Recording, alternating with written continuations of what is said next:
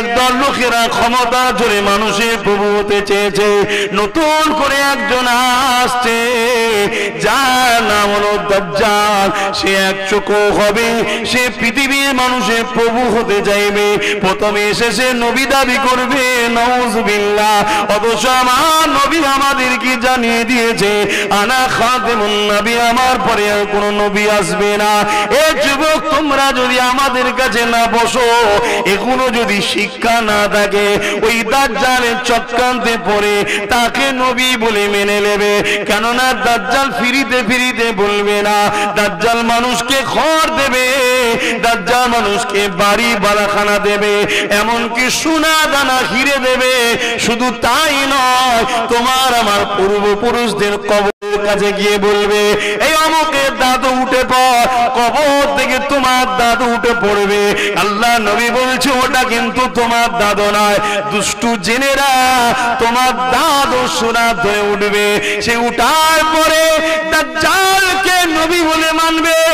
আর আমার রাসূল আর এক রায়াতের মধ্যে আছে, দাজ্জালের শেষ দিকেতে নিজেকে খোদা বলে দাবি করে দেবে। যদি তোমরা আমাদের সোহবতে না বসো, তাহলে তোমরা শিখবে কি করে? আল্লাহ নবী জানিয়ে দিল, দাজ্জাল চোখে এক কানা হবে, তার একটা চোখ কানা থাকবে। সে 40 দিনে পৃথিবীকে ঘুরে ফেলবে। যদি আটলান্টিক মহাসাগরের বীজখানে দাঁড়ায়, পানি তার 1 হাঁটু পর্যন্ত হবে। এত বিশাল চেহারাওয়ালা মালিক তাকে বানাবে। তাকেও বানাবে আল্লাহ। তাকে বানাবে কে? কেন?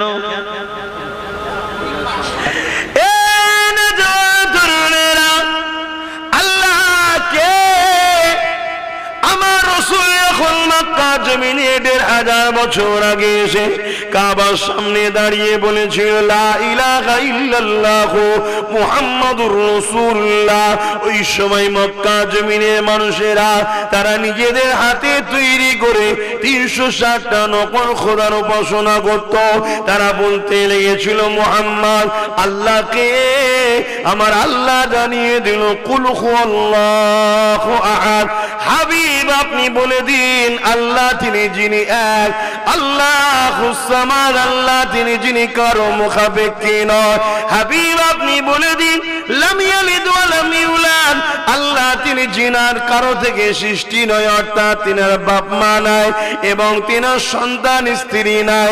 ওয়া লাম ইয়াকুল লাহু কুফুয়ান আহাদ, যিনি এক অদ্বিতীয়, তিনার সমকক্ষ কেউ নাই।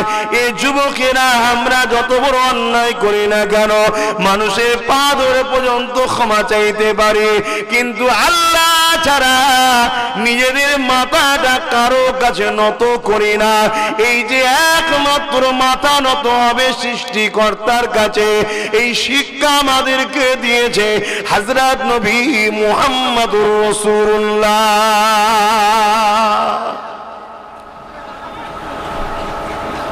শুনছেন? এতে কি আমরা ধন্য নয়? কত বড় নসিব আমাদের। আমরা গুনাহগার হতে পারি, আমরা বদকার হতে পারি, আমরা গান শুনেছি, যাত্রায় গেছি, বদমাইশি করেছি, কিন্তু আলহামদুলিল্লাহ আমরা আমাদের সৃষ্টিকর্তা ছাড়া কারো কাছে মাথা নত করিনি। জোরে বলুন সুবহানাল্লাহ। কারো কাছে ভুল করে ফেললে পা ধরে হয়তো ক্ষমা চাই, কিন্তু কারো কাছে মাথাটা নত করে সেজদা একমাত্র এটা কে দিয়েছে আমাদের ঘরে? আমার রাসূল শিখিয়েছে। জোরে বলুন সুবহানাল্লাহ।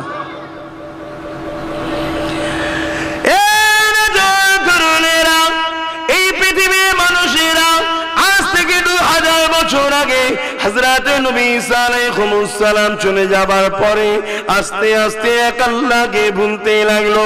এই সময় পৃথিবীর বুকে 2 শ্রেণীর মানুষ আছে। এক শ্রেণীর মানুষ, তাদের লোভ লালসা হলো মানুষের প্রভু হব। তারা তাই মানুষকে সর্বসময় সুযোগ খুঁজে বেড়ায় কি করে নিজেদেরকে দাস দাসী বানানো যায়, তারা নিজে আমাদেরকে তাদের দাস দাসী বানানো যায়। তাই ঈসা নবী চলে যাবার পরে এই পৃথিবীর জমিনে সত্যের খবর, ইনসাফের খবর, এক আল্লাহ পাকের খবর প্রচারের মানুষ বন্ধ হয়ে যায়। এই জন্য তৎকালীন সময় রোম থেকে শুরু করে আরব দুনিয়া থেকে শুরু করে সব জায়গাতে এক শ্রেণীর মানুষ, তারা মানুষগুলোকে নিজেদের দাস দাসী বানিয়ে দেয়, তারা নিজেদের উপাসনা করায় এবং তারা নিজেদের মন গড়া 360টা নকল খোদা তৈরি করে দেয়। এই খোদা করে দিয়ে তাদের দাসত্ব করায়। তারা এত অত্যাচার করত, নারীগুলোকে ভোগের পাত্রী বানিয়েছিল। কারো ঘরে কন্যা সন্তান হলে তাদেরকে জেন্ত পুঁতে দিত। তাদের বিরুদ্ধে কথা বলার কোনো ক্ষমতা ছিল না। কেন? তারা ক্ষমতার জোরে যেই তাদের বিরুদ্ধে কেউ কথা বলবে তাদেরকে জেলে দেবে, হত্যা করবে, মেরে দেবে। এই যুবকেরা এই সময় পৃথিবীর মানুষগুলোকে খারাপ রাস্তা থেকে বাঁচাবার জন্য, নাই সত্যের রাস্তায় আনার জন্য 570 খ্রিস্টাব্দে 12 রবিউল আউয়ালে সোমবার শুভে সাদেকের সময় তামাম কায়নাতের জন্য, তামাম মানুষ জাতির জন্য আল্লাহ পাক যিনাকে নবী রাসূল করে পাঠালে তিনি হলেন মুহাম্মদ রাসূল। তিনি সবার জন্য আসলেন। তিনি এসে প্রথম বললেন লা ইলাহা ইল্লাল্লাহ, কোনো ইলাহা নাই, কোনো মালিক নাই, কোনো প্রভু নাই, কোনো খালেক নাই, ইল্লাল্লাহ, এক আল্লাহ ছাড়া। আনা মুহাম্মদ রাসূলুল্লাহ, আমি সেই রবের পক্ষ থেকে মেসেঞ্জার এসেছি, রসুল এসেছি, খবরদাতা এসেছি, তোমরা আমার কথা মেনে নাও।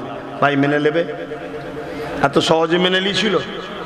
হ্যাঁ, তারা আমার রসুলকে রক্তাক্ত পর্যন্ত করেছে। আজ এই যে আমরা এক আল্লাহ পেয়েছি আমার রসুলের অবদানে, কিন্তু আজ আমাদের ঘরের ছেলে এক আল্লাহ পেয়ে খুশি নয়।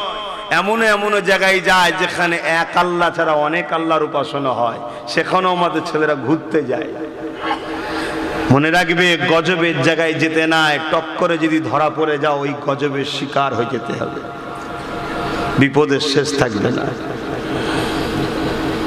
এ যুবকেরা, তরুণেরা, বাপেরা, আমার আল্লাহ বা তিনি তোমাকে আমাকে কত ভালোবেসেছেন। আল্লাহ তোমাকে আমাকে যদি চোখে জ্যোতি না দিত, মায়ের পেট থেকে যখন বাইর হলাম, যদি চোখে জ্যোতি না আল্লাহ দিত, আমাদের মালিক যদি চোখে জ্যোতিটা কিনে নিত, জীবনে কোনোদিন মাকে দেখতে পেতেন না, জীবনে কোনোদিন বাপকে দেখতে পেতেন না, জীবনে কোনোদিন এই জমিন আসমানকে দেখতে পেতেন না। আল্লাহ পাক দয়া করে আমাকে আপনাকে চোখের জ্যোতি দিয়েছে, এর বিনিময়ে আল্লাহ তোমার আমার কাছে কিছুই কিন্তু নেয়নি। এখন যদি কেউ আপনাকে কোন রাত্রি ধরে, রাস্তা দিয়ে আসছিলেন, চোখ দুটো উপরে লব, আপনার কাছে 50 লক্ষ টাকা আছে, টাকাটা দেন আর চোখ দুটো নিয়ে লব, আপনি কি বলবেন? চোখ নিয়ে টাকা বলবেন? কি বলবেন? ভাই টাকা লিজা, ভাই চোখ লিসনি, কি গো বলবেন তো নাকি? হ্যাঁ কি না আমার ভুল বলা হচ্ছে? তাহলে দুটো চোখের দাম 50 লাখের থেকেও দামি। তাহলে আল্লাহ কত দামি জিনিস আমাদের কাছে রেখেছে, বুঝতে পারছেন? এখনো সময় আছে, সূর্য দেখা যাচ্ছে, ডুবে যায়নি, সন্ধ্যা হয়নি। অন্ধকার হওয়ার আগে পরিবর্তন হও। তোমার এই আরামের জিন্দেগি বেশি দিনের নয়। যদিও দুনিয়াতে আল্লাহ তোমাকে পাকড়াও নাও করে, তুমি জেনে রেখে দিও তোমার স্টাইল তোমাকে আল্লাহ পাকড়াও করে জাহান্নামে দেবে। তোমাকে আল্লাহ এই জন্যে পাঠাইনি, তোমাকে আল্লাহ পাঠিয়েছে মুহাম্মদ রাসূলের গোলামি করার জন্য। জোরে বলুন সুবহানাল্লাহ। অর্থাৎ মা আতাকুমুর রাসূল ফাখুযুহু ওয়া মা নাহাকুম আনহু ফান্তাহু। আমার নবী যা আদেশ করেছে মেনে নাও, আমার নবী যা নিষেধ করেছে ছেড়ে দাও। আল্লাহ নবী কখনো জালিমদের পক্ষে ছিল না, আল্লাহ নবী মুসলিমদের পক্ষে ছিল। মুসলিমদের পক্ষে দাঁড়াতে গিয়ে আল্লাহ নবীকে তায়েফের জমিনে রক্তাক্ত হতে হয়েছে। তথাপিও নবী আমার গরিব মুসলিমদের পক্ষে ছিল, জালিমদের পক্ষে কখনো দাঁড়াই না। নবীর উম্মত দাবি করব, জালিমদের সাথ দেব। তোমাকে আল্লাহ দুনিয়ায় যদি নাও ধরে, পরকালে কিন্তু তৈরি থাকো আল্লাহ ধরবে। অজে অসুবিধা হচ্ছে।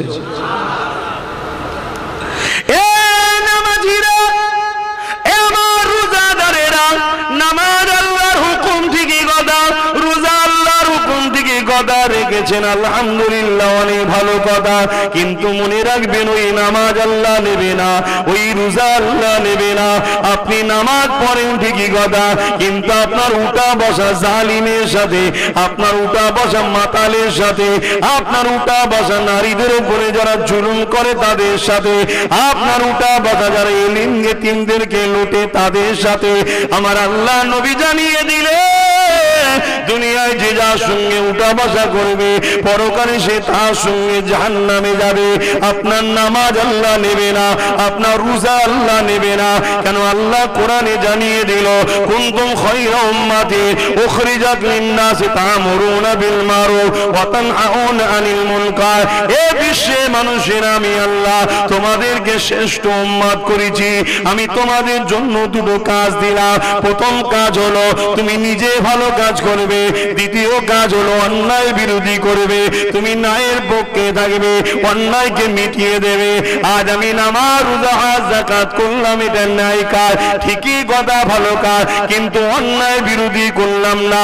মনে রাখবেন, নামাজ পড়লে নিজের উপকার হয়, সমাজের উপকার নয়। রোজা রাখলে আমার উপকার, সমাজের উপকার নয়। দাড়ি রাখলে আমার উপকার, সমাজের উপকার নয়। কিন্তু সমাজে যদি এমন করে গরিবদের উপরে জুলুম অত্যাচার হয়, এই অত্যাচারের ক্যান্সার সমাজ যদি বাড়তে থাকে, এটা দেখার পরও যদি তুমি মুখ ঘুরিয়ে নাও, মনে রেখে দেবে এই অন্যায়কে প্রতিষ্ঠিত তুমি করার সহযোগিতা করলে।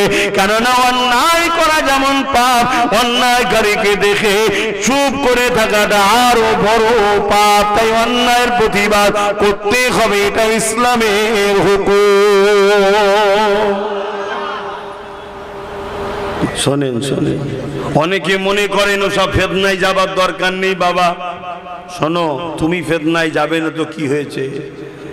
সমাজে যে ফেতনা হচ্ছে, এই ফেতনাটা যখন বাড়তে থাকবে, বাড়তে থাকবে, বাড়তে থাকবে, একটা উরুজ পর্যন্ত যখন পৌঁছে যাবে, আল্লাহর আযাব তখন আসবে। ওই আযাবে যে ফেতনা করছে সেও ধরা পড়বে। তুমি আমি চুপ থাকার জন্য ফেতনাকে মিটাবার চেষ্টা করি না বলে তুমি আমিও কিন্তু আল্লাহর আযাবে ধরা পড়বো। শুনছেন তো নাকি? কেন? তোমাকে তো আল্লাহ পাঠিয়েছে, হকের পক্ষে থাকতে হবে, অন্যায় বিরোধী করতে হবে, এটা কাজ। এজন্যই তো মালিক তোমাকে দুটো হাত দিয়েছে, যে হাতে তুই যেমন ন্যায় প্রতিষ্ঠিত করবি, এই হাত দিয়ে তুই অন্যায়কে রুখবি। এজন্য হাত দিয়েছি আমি তোকে। কিন্তু আজ আমরা এই হাত দিয়ে ন্যায় তো প্রতিষ্ঠিত করার স্বপ্ন কোনোদিন দেখলাম না, উপরন্তু অন্যায়কারীদের ঘরে কোলে করে তোলার স্বপ্ন দেখছি। এ ফাইসাল্লাহ কিন্তু আল্লাহর কাছে দিতে হবে। আহা,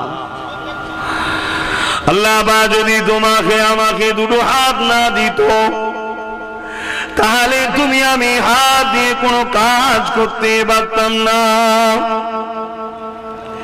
এমনকি কিছু খাবার সময় অন্যজনের সাহারা নিতে হতো, তুমি আমি নিজে খেতে পারতাম না। আল্লাহ পাক কেন হাত দিল? গরিবকে লুটার জন্য নয়, আল্লাহ হাত দিয়েছে গরিবকে সাহায্য করার জন্য। সেই গরিবটা যদি মুসলমান নাও হয়, অমুসলিম ঘরে যদি হয়, তারপরও তাকে সাহায্য করতে হবে, লুটা যাবে না। কেননা যে লুটে সে জালিম, যে সাহায্য করে সেই তো আল্লাহর প্রকৃত প্রেমিক বান্দা। এ যুবকের আল্লাহ দুটো হাত দিয়েছে মা বাবার খিদমত করার জন্য, আল্লাহ দুটো হাত দিয়েছে এতিম অসহায়কে দান করার জন্য, আল্লাহ দুটো হাত দিয়েছে এই হাত দিয়ে সমাজে ন্যায় প্রতিষ্ঠিত করার জন্য, এই হাত দিয়ে আপনি আপনার মসজিদ মাদ্রাসা বানাবে, এই হাত দিয়ে কোরআন ধরবে, এই হাত দিয়ে আপনার যখন কোনো প্রয়োজন হবে আল্লাহর কাছে দুয়া চাইতে থাকবে। এজন্যই তো আল্লাহ হাত দিয়েছে। আজকে হাত আমরা ঠিক জায়গায় ইউজ করছি?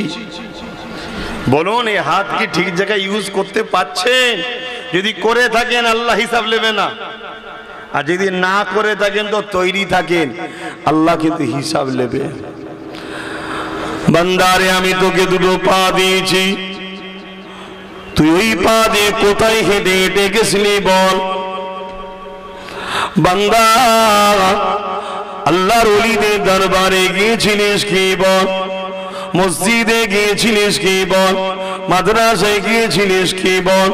নাই সত্তর মাহফিলে গিয়েছিলিস কি বল? এতিম গরিবদের ঘরে দেখতে গিয়েছিলিস কি বল? এমন করে কোন অসুস্থ বিমারি ছিল তাকে দেখতে গিয়েছিলিস কি বল? হকের পক্ষে পায়ে হেঁটেছিলিস কি বল? ওরে আমার বান্দারে, পা আমি দিয়েছি, আমার রাস্তায় হেঁটেছিস কি বল? যদি আমরা হেঁটে থাকি চিন্তার কারণ নেই, আল্লাহ পাকে জান্নাত দেবে। আর যদি হেঁটে না থাকি তৈরি থাকেন, আল্লাহ ছাড় দিয়েছে ঠিকই, ছেড়ে কিন্তু দেয়নি। দিয়েছে নাকি?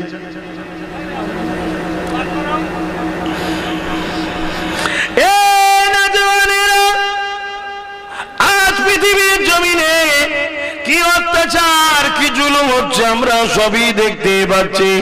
এভাবে জুলুম অত্যাচার বারবার ইসলামের উপরে হয়েছে, কিন্তু আমার আল্লাহ ছাড় দিয়েছে, ছেড়ে দেয়নি। আজ আমরা ফেসবুক খুললে দেখতে পাই বাচ্চা বাচ্চা ছেলেদের লাশগুলোকে বোমের আঘাতে তাদের ঘর বাড়ি ভেঙে দেওয়া হচ্ছে, কিন্তু আল্লাহ খামোশ রয়েছে, সবর করে আছে, ছাড় দিয়েছে, ছেড়ে কিন্তু দেয়নি। মনে রাখবেন, এই অত্যাচারটা আজকে নতুন নয়, যুগে যুগে যুগে একদল জালিমরা এইভাবে অত্যাচার করেছে। আল্লাহ পাক এই অত্যাচারীদের বিচার কিন্তু করেছে, কিন্তু আল্লাহ ছাড় দেয় কত দূরেরা যেতে পারে দেখা যায়, এবং আমাদেরকে পরীক্ষা করে বাকি তারা কি দরদ দেখায় দেখা যায়। এ যুবকেরা, তোমার আমার প্ল্যাটফর্ম কোন দিকে? অত্যাচারীর দিকে না মজলুমের দিকে? এটাও আল্লাহ পরীক্ষা করে। এই আজকের দিনে পৃথিবী জুড়ে যে অত্যাচারটা হচ্ছে, ওই অত্যাচার যারা করছে তাদের পক্ষে দাঁড়াবেন না যাদের উপরে জুলুম হচ্ছে তাদের পক্ষে দাঁড়াবে। এটা তোমার আমার জন্য পরীক্ষা, এবং এই পরীক্ষা দ্বারা আল্লাহ পাক তোমাকে আমাকে শিক্ষা দিতে লেগেছে। ওরে আমার বান্দা বান্দিরে, আমি আল্লাহ কোরআনে যাদেরকে দুশমন ঘোষণা করেছি, তাদেরকে দুশমন জানার পরে বন্ধু বলে অ্যাকসেপ্ট যখন করে নিবি, আমি আল্লাহ তাদের হাতেই তোদেরকে লাঞ্ছিত করব। বুঝতে পারছেন? দুনিয়ার বুকে যখন হিটলার ওদেরকে মেরে মেরে শেষ করে দিচ্ছিল, কেউ জায়গা দেয়নি, দরদ দেখিয়ে জায়গা দিয়েছিল।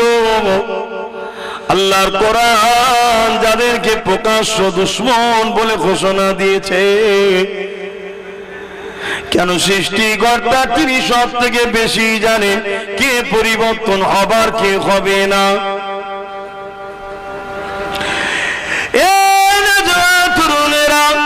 আজকে তারা আস্তে আস্তে আস্তে খেয়ে ধুয়ে ধুয়ে ধুয়ে যখন মোটা সোনা তাজা হয়ে গেছে, এবারে ছবল মারতে লেগেছে, তখন তুমি আমি পেরেশান হয়ে যাচ্ছে, এটা কি করে হয়, এটা কি করে হয়। এ থেকে তোমাকে আমাকে শিক্ষা নেওয়ার ব্যাপার আছে না নাই? নেওয়ার দরকার আছে না নাই? আমরাও তো ওই ভুলের কাজ করে যাচ্ছি। ওনারা 80 বছর মরছে আর আমরা 77 বছর ধরে তো ভুগছি। কথা বুঝছেন না? বোঝেন না? আমরাও তো খেয়ে দিয়ে আর করে পরে আল্লাহর খেয়ে আর বোনের মোষ তাড়াচ্ছি, কি করে না করে না? এ থেকে শিক্ষা নাও।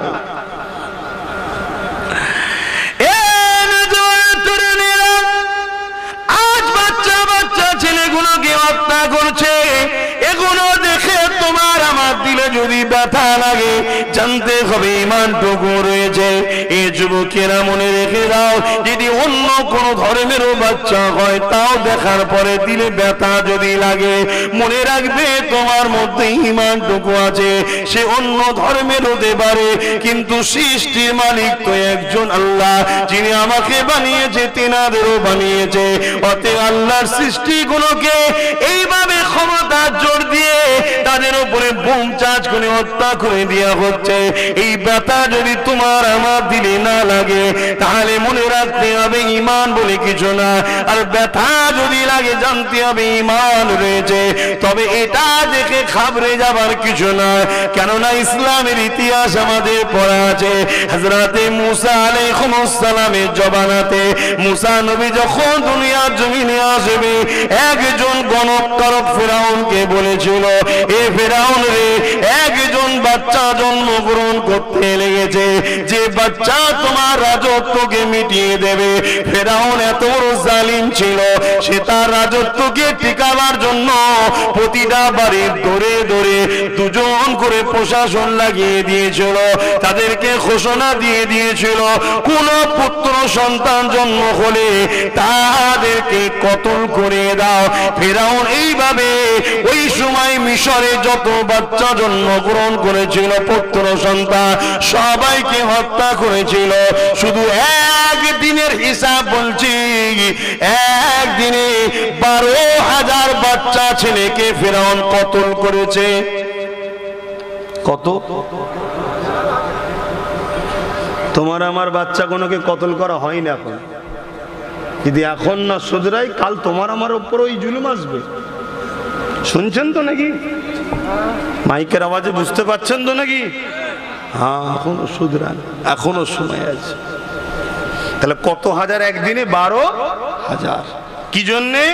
শুধু নিজের শয়তানি গদিকে টিকাবে বলে, নিজের শয়তানি পথকে টিকাবে বলে, ক্ষমতাকে দখল করবে বলে। যুগে যুগে এটা হয়েছে।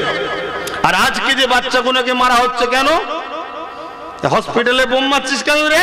না, এই বাচ্চাগুলো বড় হয়ে মসজিদে আকসাকে বাঁচাবার জন্য লড়বে। ওদের লক্ষ্য মসজিদে আকসাকে ভেঙে দেবে। এ লড়াই হচ্ছে না হয়নি?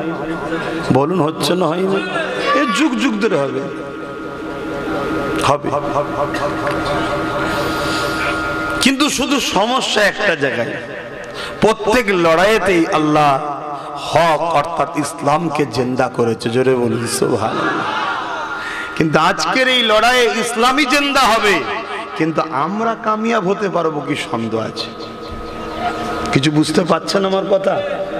আজকের এই লড়াই বিশ্বকে মেসেজ দেয়া হচ্ছে যে একজন আসছে, ওদের মসিহ দাজ্জাল, অতএব তার নেতৃত্ব পৃথিবীতে শক্তিশালী করার প্ল্যান চলছে।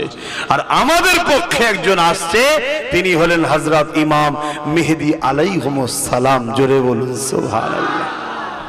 পৃথিবী জুড়ে দাজ্জালের পক্ষ কাজ করছে, মেহেদী হুজুরের পক্ষ কাজ করছে। তোমাদের ঘরে ভেবে নিতে হবে, আব্বাস দাজ্জালের পক্ষে না মেহেদীর পক্ষে? যদি মেহেদীর পক্ষে হয়, যার সাথে আমার টক্কর হবে তাকে বাদ দিয়ে তোমাকে আমার সাথে আসতে হবে। কারণ বেশি খুলে বলার সময় নেই, বেশি খুলে বলার সময় নেই, এখন গুছোতে হবে। কারণ আমার হুজুর আসছে, আমার হুজুরের জন্য প্রস্তুত করব না? যেমন আমি আসছি, আপনারা প্রস্তুত করছেন না করেন না? তাড়াতাড়ি প্যান্ডেল করা, আর করা, মাইক লাগানো, রাস্তা ক্লিয়ার করা, ভলেন্টিয়ার দিয়ে ব্যারিকেড করা, হু করে পড়ছেন, তাই না? তা আমাদের হুজুর আসছেন ইমাম মেহেদী আলাইহিস সালাম, তার প্রস্তুত নিতে হবে। অলরেডি শুরু হয়েছে কাজ। কথা মাথায় ঢুকছে? নিবার হন না, নিবার হয় না, না। তবে মনে রাখবেন, যেতে সবাইকে হবে, আজ না হলে কাল সবাইকে ফিরে যেতে হবে। যদি মনে করেন মরার পরেই তো সব শেষ হয়ে যাবে, এ যুবকেরা না না না, মরার পরে সব শেষ হয়ে যাবে না। কেননা যিনি সৃষ্টি করেছে তিনি আবার উঠাবে। কবে উঠাবে? আল্লাহর কোরআন জানিয়ে দিচ্ছে সেই দিনটা উঠাবে। সুম্মা নুফিকা উখরা ফাইযা হুম কিয়ামুন ইয়ানজিরুন, যেটা হবে বিচারের দিন, ময়দানে মাশর। দুনিয়ার জমিনে ক্ষমতার জোরে পরের জমিকে তুমি মেরে নিলে, গরিব তোমার কিছু করতে পারলো না, দুনিয়ার প্রশাসনও তোমার বিচার করলো না। কেন? প্রশাসন আজ বড় লোকদের সঙ্গে মুখ লাগাতে চাই না। যত রকম ফতোয়া, যত রকম আইন তো গরিবের উপরে চাপাতে চায়। কথা ঠিক না? এর জন্য প্রশাসনের দোষ দেবো না গরিবদের? আর কথা নেই না, গরিবদের দোষ। বদমাইশ নেতা নির্বাচন করবে, সে তো উঠে প্রশাসনের মাথায় চাপ দিচ্ছে, তা কি করবে? গরিবদের দোষ। এক কাপ চা খেয়ে বাচ্চার ভবিষ্যৎ ভুলে যাও, আর মার খেতে হবে না? কথা খারাপ লাগছে না যে হুজুর অজ করতে সব বলবে কেন? আরে এটা ইসলাম বলছি। তোমার মাথায় বুদ্ধি না থাকে, পেটে বিদ্যা না থাকে, আসো পড়াবো, কান ধরে পড়াবো, চলে আসো। এটা ইসলামই বলছি আমি। তোমার ঘরে ছেলে নেই, তুমি কানা একা বেখেতে গেছো, তো আমি কি করবো? আমার আল্লাহ 10টা দিলে 10টাকে নিয়ে আসবো, তা আমার ইসলামের সব আছে। তোমার নেই তো আমি কি করতে পারি? কথা বুঝছেন না? বোঝেন? তাহলে দোষ আমাদের, প্রশাসনকে দোষ দিয়ে লাভ নেই। আমরা যদি ভালো, পরেশগার, উপযুক্ত, চরিত্রবান, সে মুসলিম হোক আর অমুসলিম হোক, অমুসলিমদের মধ্যে ভালো সভ্যতা, মানবতা ব্যক্তি লোক আছে না নাই? সেরকম যদি ইন্টেলিজেন্স, ভালো ব্রেনিয়ান, ভালো সৎ চরিত্রবান, ভদ্র, নম্র লোককে যদি জায়গায় আনতাম, তাহলে সেও তো বলতো প্রশাসনকে, আমার জন্য কিছু লাগবে না, আমার জন্য কিছু লাগবে না, এলাকার মানুষজন নিরাপদে থাকে, তোমরা দেখবে। তাহলে প্রশাসনও বলতো স্যার ঠিক আছে স্যার।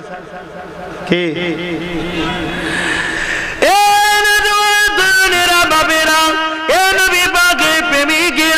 মনে রাখবে, পৃথিবীর জমিনে যুগে যুগে একদল লোকেরা ক্ষমতা জোরে মানুষের প্রভু হতে চেয়েছে।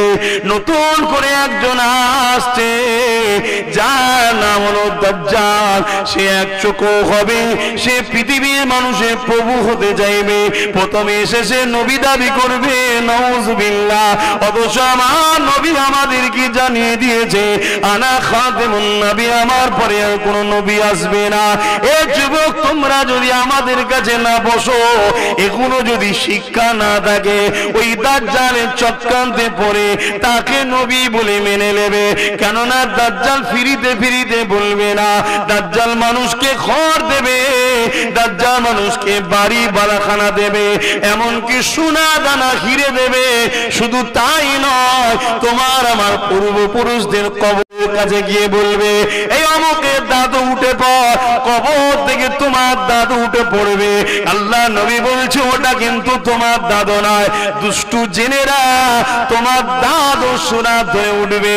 সে উঠার পরে দাজ্জালকে নবী বলে মানবে।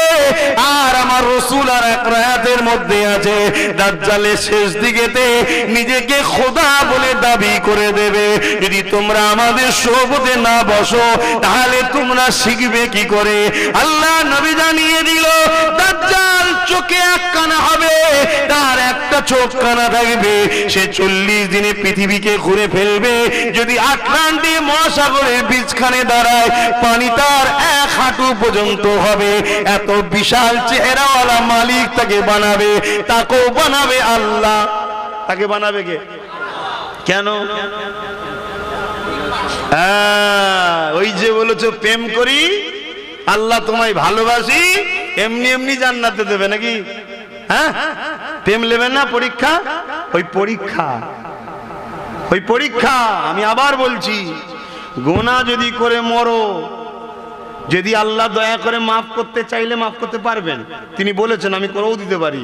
আর যদি না করে কোনো কারণে, গুনার জন্য জাহান্নামে দিয়ে পিটানো হবে, কিন্তু ঈমান থাকার জন্য আবার তুলে জান্নাত দেওয়া হবে। জোরে বলুন সুবহানাল্লাহ। আর যদি বেঈমান হয়ে মরো, এজন্য যুবকরা বোঝো, বোঝো। আর নবীর সঙ্গে যেটা জড়িয়ে আছে সেটাকেই তুচ্ছ তাচ্ছিল্য করলে বেঈমান কাফের হবে। এই যে টুপি, এটা আমার মাথায় আছে ঠিকই, আপনাদের মাথায় আছে ঠিকই, যাদের মাথায় নাই তারা কেউ বেঈমান নয়, তাদের গুনাহও হচ্ছে না। শুনছেন না? শোনেন, এই যে মাথায় টুপি দিয়ে বসে নেই, গুনাহ হচ্ছে নাকি? না, গুনাহ হয়নি, কিন্তু এটা সওয়াব পাচ্ছে না। আমি সওয়াবটা পাচ্ছি, যারা টুপি আছে তারা পাচ্ছে, যাদের নেই পাচ্ছে না। কিছু সব নবীর সুন্নতের সওয়াবটা পাচ্ছে না, কিন্তু বেঈমানও নয়, গুনাহও নয়। কিন্তু এই টুপিটাকে কেউ যদি তুচ্ছ তাচ্ছিল্য করে, সে বেঈমান কাফের হবে। শুনছেন কেন? এটা নবীর পছন্দ, তো নবীর পছন্দ টুপি, একে তুচ্ছ তাচ্ছিল্য করলে কাফের হবে। আর বাকি নবীর পছন্দের জিনিসগুলোকে তুচ্ছ তাচ্ছিল্য করলে কাফের হবে না?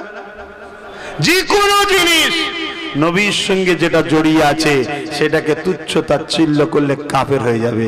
তাহলে নবীর সাথে জড়িয়ে থাকার জন্য, নবীর পছন্দের লেবাসের জন্য যদি তুচ্ছ তাচ্ছিল্য করলে কাফের হয়, তাহলে নবীর খানদানকে তুচ্ছ তাচ্ছিল্য করলে কি হয়?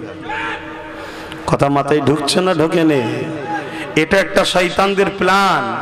দেখবেন আমার কমকে দিয়ে আমাদের বিরুদ্ধে বলায়। কেন? শয়তান তুই বল না, বলবে না, তোমাদের ঘরে দিয়ে বলায়। কেন? শয়তান জানে যে এদের ঘরে যদি নবীর বংশের ছেলেদের বিরুদ্ধে বলায়, তাহলে এদের ইমানটা যাবে। কথা ভাষা বুঝছেন না? বোঝেন না? কারণ নবীর ভালোবাসাকে আঘাত করছে, তার মানে নবীকে আঘাত করা। আপনার ভালোবাসা আপনার সন্তান, আপনার সন্তানকে আঘাত করলে আপনি আঘাত পাবেন না? পাবেন না? এই জন্য দেখবেন ওদের ঘরে বলেন না যে তোরা বল না, বল না, বলবে না। কেন? সর্বসময় আমাদের ঘরে বেঈমান বানাতে চায় কারা? যারা দাজ্জালের চেলা, তারা। মনে রাখবেন, সমাজের দাজ্জাল মিডিয়া ভরে যাচ্ছে, দাজ্জাল মিডিয়া ভরে যাচ্ছে। এগুলো তো সাবধান। আমার আজে কি আপনাদের অসুবিধা হচ্ছে নাকি? নিতে পাচ্ছেন না? বেকার বকে যাচ্ছি।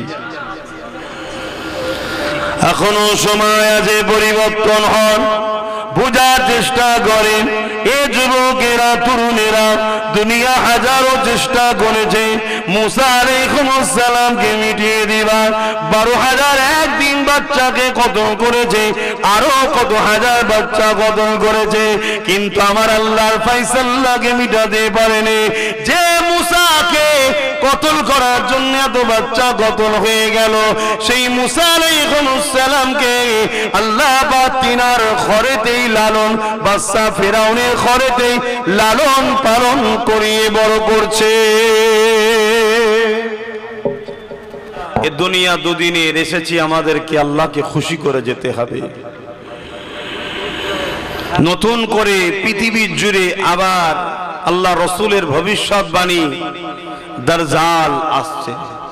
আর আল্লাহ নবী বলছেন পৃথিবীর বুকে সব থেকে বড় ফিতনার নাম হলো দাজ্জালি ফিতনা। জাহিলিয়াত প্রথা ছিল রাসূলুল্লাহ আসার আগে, তার থেকেও বড় ফিতনা হলো দাজ্জালি ফিতনা। এ আমার কম শুনছো? হাতের তালুতে আগুন রাখা সহজ হবে তো ঈমান বাঁচানো কষ্ট হবে। আজ তো আমাদের ছেলেরা,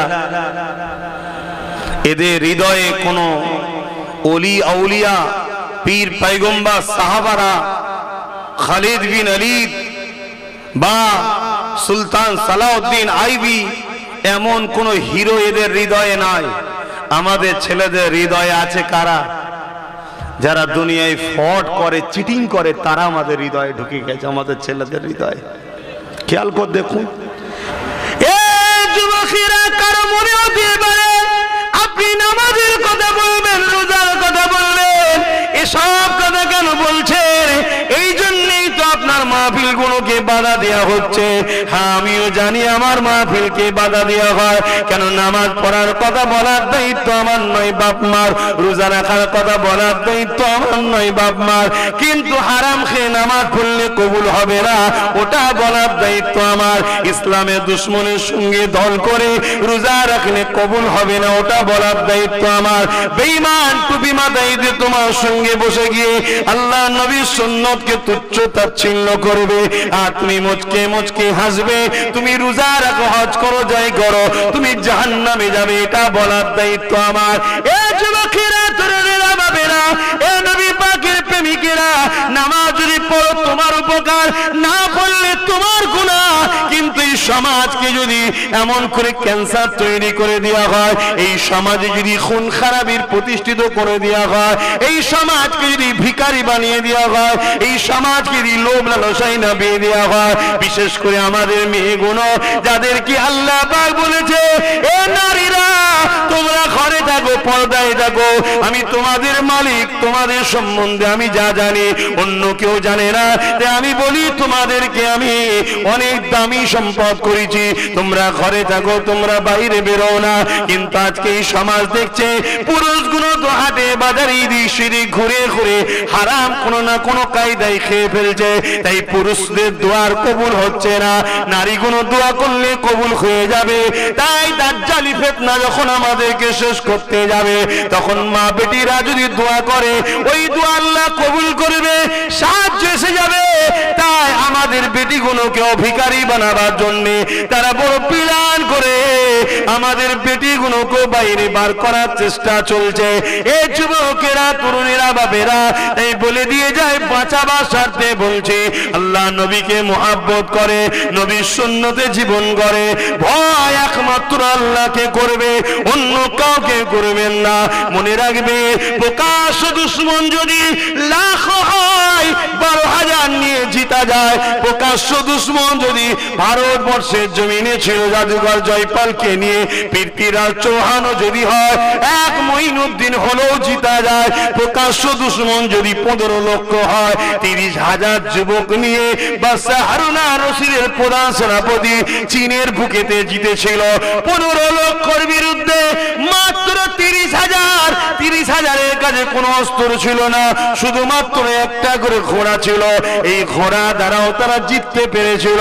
প্রকাশ্য দুশ্মন যদি 1,000-এর উপরে হয়, আর যদি তাদের বিরুদ্ধে 313 জন নামে এবং 2 জন ছোট ছোট বাচ্চাও যদি থাকে, তারপরও বদরের জমিনে জিতা যায়, কেননা তাদের হৃদয়ে আল্লাহর ভয় ছিল, নবী পাকের প্রেম ও ভালোবাসা ছিল। আরো জোরে বলুন সুবহান। আমাদের দিল থেকে বড় প্ল্যান করে আল্লাহর ভয়কেও বার করা হয়েছে, নবীর প্রেম আদবকেও বার করা হয়েছে। আমাদের দিল থেকে আল্লাহর ভয়কে বার করে দুনিয়ার কোনো 2 টাকার মানুষের ভয় আমাদের হৃদয়ে ঢুকানো হচ্ছে। কথা মাথায় ঢুকছে না? ঢোকে না। এসব একটা প্ল্যান। ভয় একমাত্র কাকে করবেন? জোরে বলুন কাকে? আপনাকে শুধু খেয়াল রাখতে হবে আমি ন্যায়ের পক্ষে থাকবো, অন্যায়ের পক্ষে নয়, এটা মাথায় রাখতে হবে। যদি না চলেন, না রাখেন, অন্যায়ের পক্ষে যদি থাকেন, অন্যায়ের সাথে মিটে যাবেন। আর ভালোবাসা হৃদয়ে রাখুন মুহাম্মদ রাসূলুল্লাহ। এই পৃথিবী তোমাকে অনেকবার লুটতে চেয়েছে, তারা শেষ হয়ে গেছে, আল্লাহ তোমাকে আমাকে এখনো কামিয়াবি রেখেছে। জোরে বলুন সুবহানাল্লাহ। ভালোবাসি তাই বুঝিয়ে যাচ্ছি, আমিও পারি দুরুকের কাহিনী বলে দিয়ে আমিও চলে যেতে পারি। তোমাকে এত ভাবার আমার কি দরকার আছে? কি জন্য নিজে এত রিস্ক নিলা? কি জন্য ভালোবাসার ভাইটাকে রিস্কে না বলা? এ যুবক শুনে রেখে দাও, তোমাদের ভবিষ্যতের জন্য বলে যায়, কারণ এই দুনিয়ার জমিনটা বড় কঠিন জায়গা, এখানে চলা তো সহজ ব্যাপার নয়। এখানে তুমি চোখে যা দেখো সেটা হাকিকাতে তাও না হতে পারে, কারণ আমরা প্রকাশ্য দুশ্মনকে সবাই চিনি, ছদ্মবেশী দুশ্মন কিন্তু প্রকাশ্য দুশ্মনের থেকে খাতারনাক। যেমন আমাদের কাছে যদি একটা সাপ আগিয়ে আসে, আমরা সবাই তাকে চিনি, হয় তাকে মেরে দেবো, না হয় তার থেকে নিজেকে সরিয়ে নেব। কিন্তু আমাদের সামনে যদি একটা কুকুর আগিয়ে আসে, আমরা তার মাথায় হাত বুলাতে যাব, কিন্তু আমাদের জানা নাই ওই কুকুরটা ছদ্মবেশে রয়েছে, ও হয়তো পাগল হয়ে গেছে। তাহলে কিন্তু কাছে যেই যাবেন কামড়ে নেবে, ও কামড়াবার সুযোগটাতে রয়েছে, সুযোগ যেই পাবে কামড়ে নেবে। কামড়ে নিলেই কিন্তু জলাতঙ্ক রোগ হবে, কেউ গো করতে করতে আপনাকেও মরতে হবে। তাই ভাবাচ্ছি আপনাকে, প্রকাশ্য দুশ্মন যত শক্তিশালী হোক না কেন, তাকে নিয়ে চিন্তা করার কিছু না, কেন তার দম না আমাদেরকে মিটাতে পারবে। যুগে যুগে এরকম প্রকাশ্য দুশ্মন অনেক ছিল, এজিদ হোক, নমরুদ হোক, সাদ্দাত হোক, ফেরাউন হোক, বুশ হোক, হিটলার হোক, যারাই ছিল তারা মিটে গেছে। আমরা কিন্তু আজও 200 কোটি রয়েছি, চিন্তা করার কিছু নয়। কিন্তু যুগে যুগে প্রকাশ্য দুশ্মনের কাছে আমরা তখনই হেরেছি যখন মুনাফিককে বন্ধু মনে করে, মুনাফিকের ছায়া তলে থেকে মুনাফিককে আপন মনে করে তার সাথে গেছি। আর মুনাফিক আপনার যাবার রাস্তার প্রতিটা ঘাঁটি গুলোকে ওই প্রকাশ্য দুশ্মনকে জানিয়ে দিয়েছে, তখনই আমরা পরাজিত হয়ে গেছি। তাই বলে দেব, জীবনে চলার পথে সব থেকে আগে মুনাফিককে চিনতে শেখো। মুনাফিক যদি চিনতে না পারে তাহলে জীবনটা বড় ঠকতে হবে। এ যুবকেরা, তরুণেরা, বাপেরা, তাই নবী পাককে গুরুত্ব দেন। আল্লাহ নবী জানিয়ে দিলে, এ বিশ্বে মানুষেরা আমাকে যারা তোমরা মানো, আমি মুহাম্মদ রাসূল বলে যাচ্ছি, আমার বড় ভয় হয় আমার উম্মতের ক্ষতি প্রকাশ্য দুশ্মনেরা করতে পারবে না। আমার উম্মতের ক্ষতি শব্দ বেশি একদল মুনাফিক মুসলমানরা করবে। তাই নবী পাক বলে দিলে, আমার মান্যওয়ালারা, তোমরা ডায়ে বায়ে ওপর নিচে কোনো দিকে তাকাবে না, তোমরা আমার খাতিরে আমার বংশধর কুরাইশের নেতৃত্ব মেনে নেবে।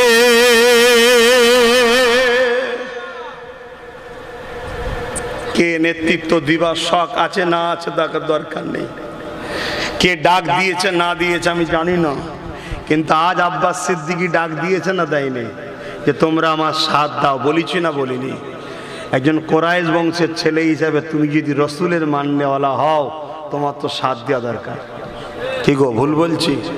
তুমি যদি বলো এটা হলে এটা হবে, এটা হলে এটা হবে, এটা হলে এটা, এতই যখন বুঝেছো, তাহলে প্রায় 100 বছর কিছু কম বেশি হতে গেল, এত দুর্দশা কেন? এতই যদি বোঝো, সব থেকে মূর্খ মুসলমান কেন? সব থেকে বেকার মুসলমান কেন? সব থেকে অশান্তি গরিবী মুসলমান কেন? এত বছর ভেবে ভেবে কি করলে? কিছু করতে পেরেছ?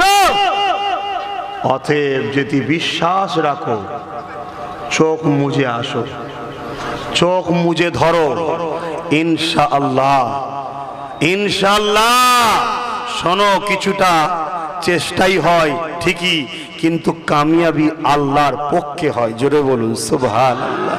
তা আল্লাহর সাহায্য, আল্লাহর রহমত তাদের উপরেই হয় যাদের লক্ষ্যটা মুহাম্মদ রাসূল থাকে। জোরে বলুন সুবহানাল্লাহ। আমার নবী বলেছে কুরাইশের নেতৃত্ব মানো, তাই আপনারা ধরার চেষ্টা করেন।